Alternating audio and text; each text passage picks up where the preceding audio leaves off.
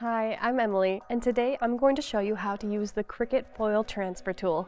If you've ever seen those beautiful metallic designs on cards, invitations, gift tags, or stationery and wondered how they're made, you'll be surprised how easy it actually is. Today, I'll show you everything you need to know, from choosing your materials to getting clean, professional-looking foil every time. Let's get started. The Cricut Foil Transfer Tool lets you add beautiful metallic foil directly onto your projects. Instead of cutting material or drawing with a pen, this tool applies foil onto your material using pressure. Here's a good example of the difference foil transfer can make. These cards have the same design. This one used a glitter gel pen, and this one used the foil transfer tool. They're both cute, but look at how professional the foiled version looks. With Cricut, you can foil onto lots of different projects and materials, from cardstock to poster board, or even wood veneer or faux leather, depending on your machine. I'll link the full list of compatible materials in the description box below. If you're using Maker or Explore, the foil transfer kit comes with fine, medium, and bold tips. Just hold down the top part here and pull the tip out to swap. If you're using Joy, the foil transfer kit comes with one medium tip. Today, I'll be showing you how to make this adorable card with my Cricut Joy Extra. A project like this only uses a few supplies. You'll need your Cricut machine with its compatible foil transfer tool, foil transfer sheets and the tape that comes with them, cardstock, your machine mat, and this is optional, but I'm going to use Cricut markers to show you how to foil and draw on the same project. A couple of tips for when you're selecting your material. If your cardstock has a smooth and a textured side, use the smoother side for this. And generally, a darker colored material, like this, is going to give you the best payoff. Let's get started designing our project in Design Space. It's easy to find projects that already include foil. Just use the search bar and you can scroll through tons of projects for inspiration. Today, since I'm making a pretty simple thank you card, I'll just select card and pick the size I want to make. From here, you can either find a template you like in this panel or add your own text and images. Remember to look for drawn images, since a foiled line is the same as a drawn line. The foil tool doesn't fill in solid areas. You can combine foil with cut, score, draw, or even print then cut in the same project.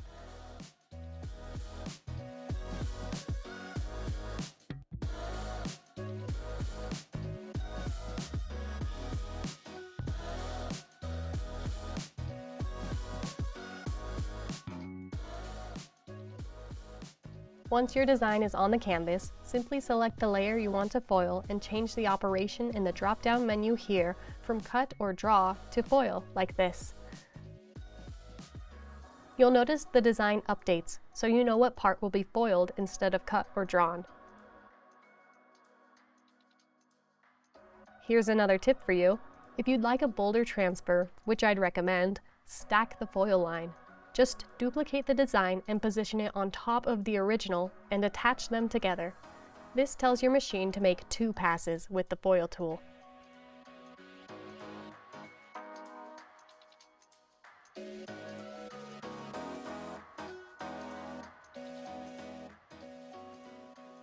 Once everything looks good, click Make. Before you load your machine and get foiling, you'll want to move your star wheels off to the side so they don't leave little marks where they hit the foil. Now, just follow the instructions in Design Space. I'm placing my cardstock on the mat, and I see my project is going to draw first, so I'll insert my marker and let that go before I add my foil. Now Design Space is showing me it's time to foil. I'll replace the marker with the foil transfer tool and get ready to add my foil. Because this project is using multiple operations, I'll apply the foil to the mat while it's still partially loaded into the machine. To make this easier, you can push the carriage over out of the way like this. To start, position the foil sheet with the shiny side facing up over your project area. Use the included tape to secure all 4 edges, making sure the tape doesn't cover any part of the design area because the machine can't transfer foil through tape. Quick tip here, you want the foil to be taut across your design before continuing. I start by taping the top edge down and then tape the opposite side down next, pulling to add tension. Then I tape the sides using the same technique. When that's secure, I let Cricut go to work. Now for the best part. Carefully remove the tape and peel back the foil sheet. You can already see the beautiful metallic finish left behind. All that's left now is the cutting. Follow the prompts in Design Space and switch to your fine point blade before finishing. Then, unload your card, remove it from the mat, and fold it down the center. If you see any tiny foil flakes left behind, just brush them away gently with your fingers or a soft cloth. This is looking great. Foil adds so much to a project with just a little extra effort. My tips for a good foil transfer are: 1. Use a darker color material with a smooth surface to avoid skipping. If your cardstock has a smooth and a textured side, use the smoother side for this. 2. Move the star wheels off to the sides of the machine before loading. 3. For a bolder transfer, you can stack the foil line in Design Space so the machine will do 2 passes over the foil. Just duplicate the design, stack it on top, and attach. 4. Move the carriage to the edge of your machine before applying the foil to make taping easier. And 5. Pull the foil taut across your design while taping, then tape down all 4 sides to keep it from shifting. Make sure the tape doesn't cover any part of the design area, because the machine can't transfer foil through tape. Now you know how to use the Cricut Foil Transfer Tool. Whether you're making greeting cards, invitations, gift tags, or personalized stationery, foil is one of the easiest ways to make your projects look premium.